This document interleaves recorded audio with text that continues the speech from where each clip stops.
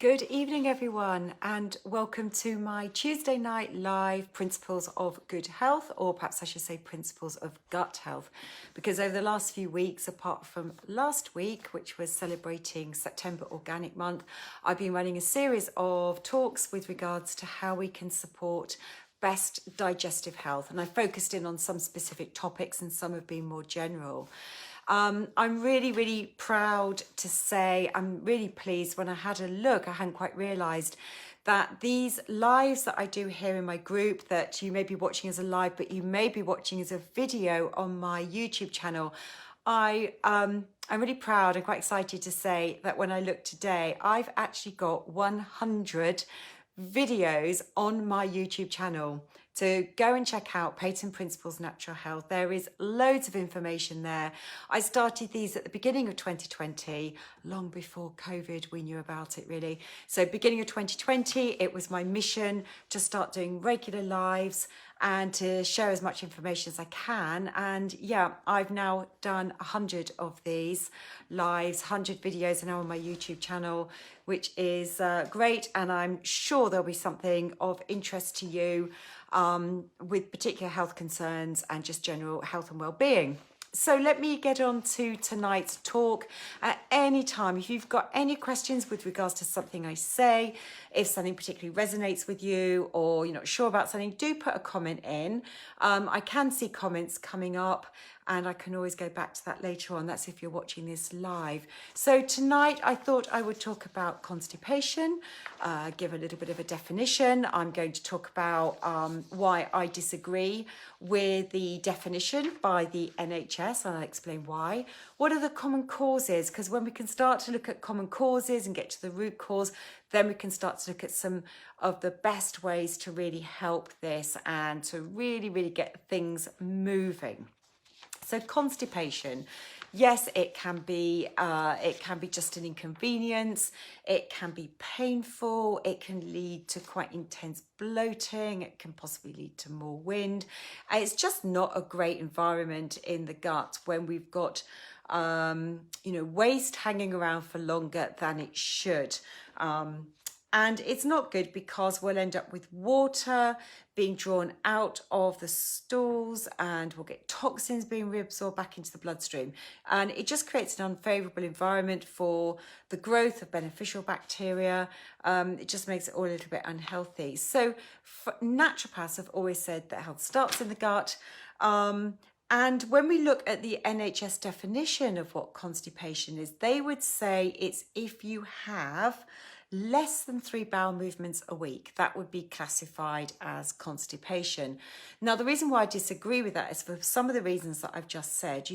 I fundamentally believe that we've got to get good digestive health and good gut health in order to achieve overall good health. We cannot be really healthy if we haven't got good digestion and we're not eliminating and getting rid of toxins through the system in a healthy, controlled way. And therefore, well, in fact, the hardcore true naturopaths, well, I consider myself a true naturopath, but in terms of my training, core naturopaths, the traditional ones would say we should have 3 bowel movements a day. In my view, if we can achieve a bowel movement every single day, then that is well on our way to good health. We shouldn't be straining. The other thing to be looking out for is it's going to be a little bit graphic about this, but hey, we're amongst friends. We need to be looking at the shape and consistency. I will just briefly mention this. I'm obviously talking about this sort of thing a lot with clients, and it's very relevant and it's important. But there's a really useful thing you can go online and have a look at, and I'll just very quickly hold this up and show you, but it's called the Bristol stool chart. This is used by medics and it is used by people like myself because it's very good to have a bit of an understanding of whether you are having good quality bowel movements or whether things are not just ideal. Yeah, you may be going every day, but actually are they coming out as they should?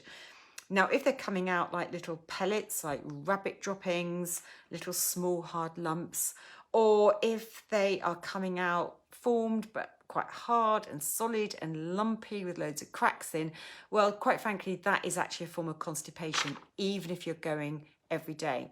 We don't really want that. We want things to be more like a sausage. So I'll just briefly show and hold this up for you to see.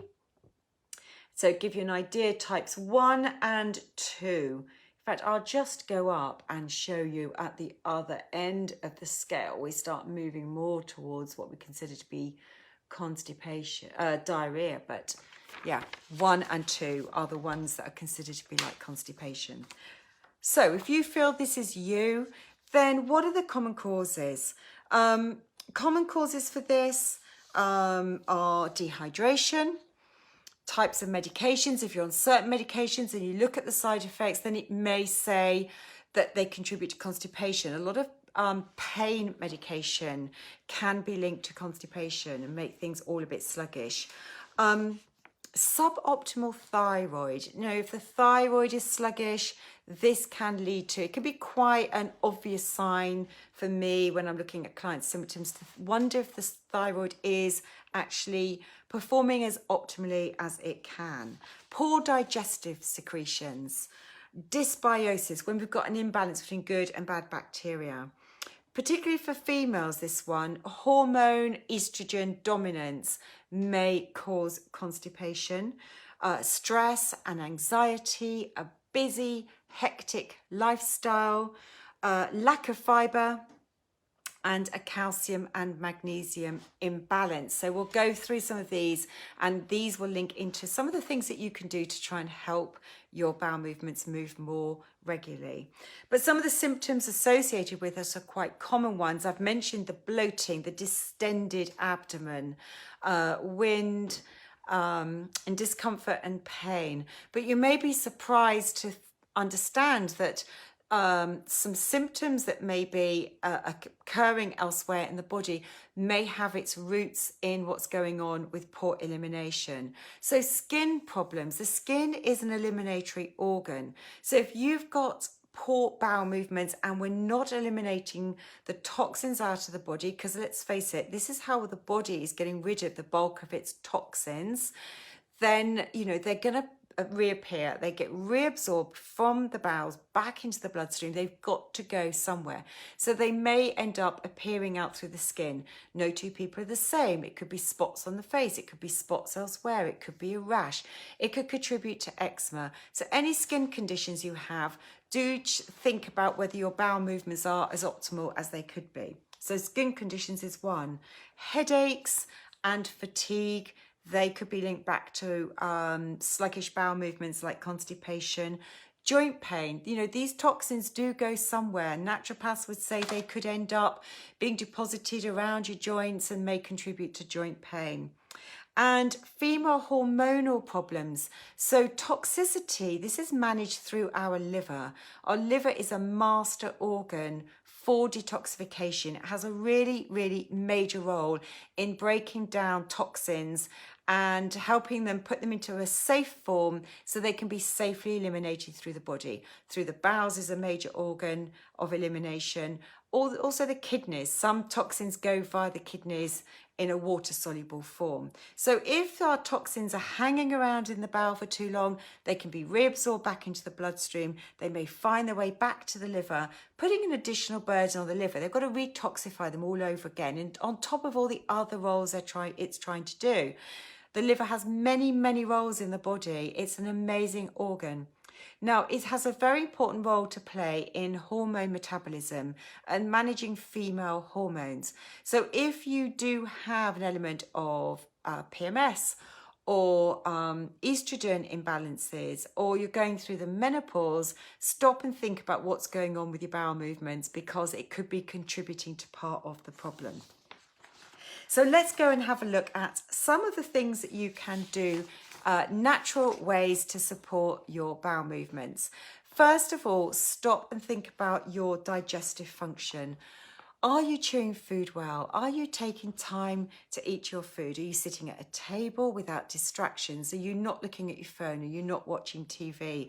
Are you focusing mindfully on eating, chewing food well to encourage digestive secretions? Because the digestive secretions will also help to stimulate this peristaltic motion, this contraction and relaxation that goes on right the way from when we've swallowed food and right through until it comes out the other end. So peristalsis is triggered partly through digestive secretions. So make sure you're setting aside time, that you are valuing what you're eating. You're valuing it as an activity, and you're not trying to do that alongside other things. So do you really make sure that you are, giving digestion at the time that it needs. The second thing is to think about stress. How stressed are you? How anxious are you? When you sit down to eat your meal, just going back to like the digestive and taking the time, when you stop and sit down to eat, and I hope you're sitting down to eat and not running around trying to eat, because that's not going to be helpful. Are you feeling really stressed and then you're suddenly sitting down to eat? Or are you allowing your body just to rebalance itself and move from this sort of stress, fight or flight motion into its natural way of being for digestion, which is the parasympathetic rest and digest?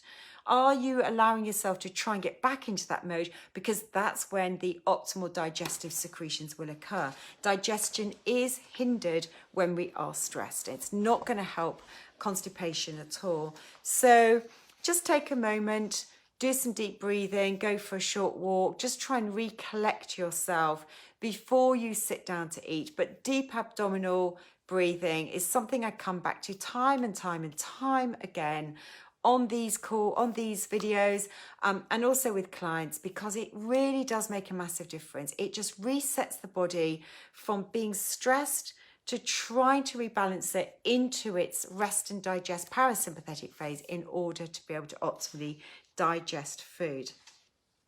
Hectic lifestyle, this all goes part and parcel with the other two. Are you so busy rushing around that you're not able to digest your food well? But equally, are you missing those valuable signs that your body is telling you that it actually wants to go? Number 2 is pass a bowel movement. Are you actually in tune with your body? Are you listening to it? Or are you so busy that you're missing these vital clues? Because when you miss the vital clues, the body you may just not notice them anymore. We need to sort of just tap into what's going on in our body, listening to our body, listening to these vital clues. There may be a certain time of day which is more natural for you. So sort of checking in with your own circadian rhythm. When do you naturally want to go? And are you giving yourself time to go? We need to actually be spending a little bit of time sitting on the toilet. Just use that time to, just spend a bit of time to have some thinking time, bit of relaxation time, and spending some time there, just allowing yourself to be able to go. And this is where we're just so impatient, aren't we? We've got so much going on in our lives. We're so busy. We're thinking about the next task and the next activity that these sort of things are just not important to us, but we do need to value it. So we do need to allow ourselves time to be able to just sit there and just give the body time to try and do what it actually wants to do. Just see what happens. Try not to strain and just try and allow things to happen in a natural way. Which brings me to the next point, which is around positioning. So do you remember those holidays? You may have been to some places on holiday and it's very laughable and horror. You go to a public place for a toilet and it's a hole on the floor and you think, oh my God, I've got to squat. How backward that is, how ridiculous that is, how we need to go to the toilet. Well, actually, it's the most natural position to actually be in for being able to pass a bowel movement. That squatting position actually puts the body anatomically in the right position. And so Western toilets are actually the worst position for the body to be able to do what it needs to do. So I'm not now saying you go and stand on your toilet. It has been known to happen by people who come to the UK and aren't used to our toilets, and we can laugh about it. But, you know, as I said, they're actually doing what is actually the best position naturally for the body.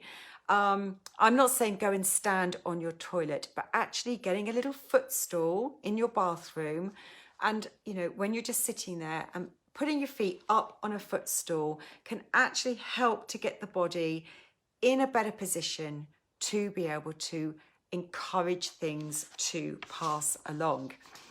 So that's the next point. I haven't even got to the fibre yet. We will get there.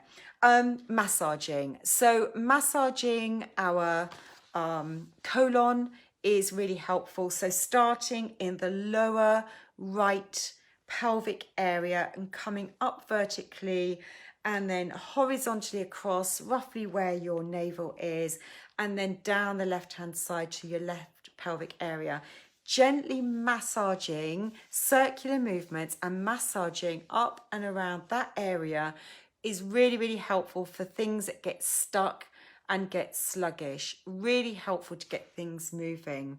And I've included in this point using a castor oil pack. This is a very, very naturopathic method. It goes back, you know, hundreds of years ago, sort of more ancient civilizations. Castor oil would have been used in lots and lots of ways, and it's been largely forgotten about in medicine today. Of course, we don't, you know, modern medicine doesn't use these natural things at all. It just gives out medications. But some of these natural things are very, very helpful. So castor oil packs, look it up, do a bit of research about it. I could put some information into my group, in those of you looking at this in my Facebook group, and if you're watching this live or on catch up, I could add some information for you about castor oil packs. It may seem a bit messy, but they don't need to be messy, and there's a way of using a castor oil pack with some cloth, unbleached cloth, drizzling a bit of castor oil, putting it in places and you can move it around your abdomen, and placing a hot water bottle over the top. The castor oil gets absorbed into the skin, and the castor oil is known to break down this sort of matter, this organic matter that might be stuck, and encourage and help things to get things moving. It's also very anti-inflammatory, so really, really beneficial for the bowels. So you might want to think about using a castor oil pack, then use the massage, then spending the time sitting there. So movement is important. So obviously any sort of movement is important. The more we sit is not helpful at all. So getting up and moving and walking and doing other exercises is great. But there's some specific movements in yoga that are really, really good for massaging our internal digestive organs. So any of you who do yoga would know about the seated twist move, which is great. So doing that twisted move, and the one that's called supine, when you're lying down and you lift your knees up, you put your arms out to the side and you bend, you gently, your legs go, bent position, go over to one side and you lie there and you rest, and then you bend your knees over to the side, other side. This sort of twisting movement is gently massaging our internal organs. That can be very, very helpful for constipation. Even a cobra pose or this sort of up dog pose and stretching things out a bit may also be helpful, but particularly the twist poses are very, very good to practice. So let's get on to the fibre. So we tend to think about roughage. You may hear about using bran. So roughage really is that. You've got different types of fibre that we don't recognise.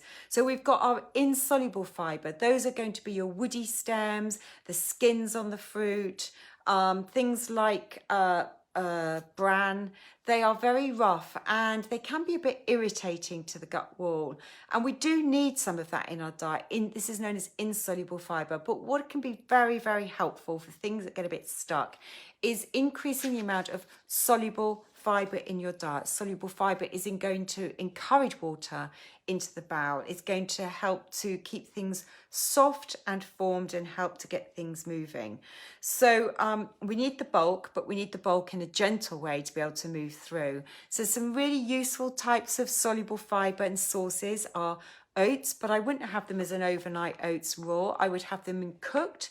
I wouldn't use dairy. I'd use a nut milk or water and add some cinnamon to that because the gut loves cinnamon. So cooked porridge oats, it's very good soluble fibre. Apples, I love stewed apple, I recommend that a lot. Great way to get soluble fibre into the body and help the gut. Carrots, bananas, pulses, avocados, sweet potatoes, broccoli and pear. Make sure you've got lots of soluble fibre. Now, plums and prunes are well-known sources for constipation, but did you know that a kiwi a day has been found to be really helpful for constipation? So over and above all the other soluble fibre, having a kiwi fruit every single day has also been found to really help to encourage and move things along. So I love kiwi fruit. So go and invest in some kiwi fruits and eat one every day. Flax seeds. Flax seeds can be really good for irritable bowel syndrome and for alternating bowel movements, and just can be really good for helping with constipation. And the way you use flax seeds in this instance is to soak a dessert spoon of whole flax seeds in a 200 ml glass of water, soak them overnight. They create some mucilage. You consume the whole lot the next day with an extra glass of water. If you don't like the consistency, you can stir it into porridge, you could stir it into a smoothie, add it to a smoothie when you're making it, but drink that down. That can be really good to just help to get things moving. Hydration, you know, when you're upping your fibre, you do need the hydration. And I said at the very start, what can happen in the bowel is water is drawn out of the bowel. And this is what makes everything hard and hard to pass. And why does the bowel, why is water drawn out of the bowel? Because the body detects that it's dehydrated. It's dehydrated, so it's going to grab hold of water from wherever it can get it from. So you really must look at your hydration levels. 2 litres a day, and most of that should be from hydrating sources. Very little tea and coffee, and most of it should be water, fruit and herbal tea. A little bit of cordial if you don't like water, but you're really looking for 2 litres of fluid every single day. It's very, very important. Teas and coffees, yes, there's water in it, but too much of those, they can act as a stimulant, they can act as a diuretic, and they can hinder digestive secretion. So really keep those into to a minimum and focus more on your hydrating sources. And finally, magnesium. So this calcium magnesium balance is very important in terms of muscle contraction and relaxation. So they work together in muscles for that contraction and relaxation. But in the bowel, this peristaltic motion, the way it works is to contract and relax. So if you've got too much calcium in the diet and not enough magnesium, it can create a problem. Your magnesium sources in foods is your dark green leafy vegetables and your nuts and seeds. And brown rice is another good source as well. But the magnesium citrate as a supplement can be very, very helpful alongside all these other things to really help to get the bowel movements going as well. So collectively, there's lots of things for you to go out and try. You could try one new thing every single day and keep building on that. Don't just start one and drop it. Add one extra thing in out of all those tips I've mentioned every single day. I do create a blog from what I've just talked about, and my blogs go onto my website called peytonprinciples.com. So if you struggle to remember everything I've said, do take a look at my website because the blogs are also posted on there too. You'll get all the tips there. Thank you for listening. If there's anything else you'd like me to talk about, do let me know. Get in touch with me, and I'd love to be able to talk about a topic that you think would be of benefit to you and to others as well. Have a great week, everybody. Take care. Bye.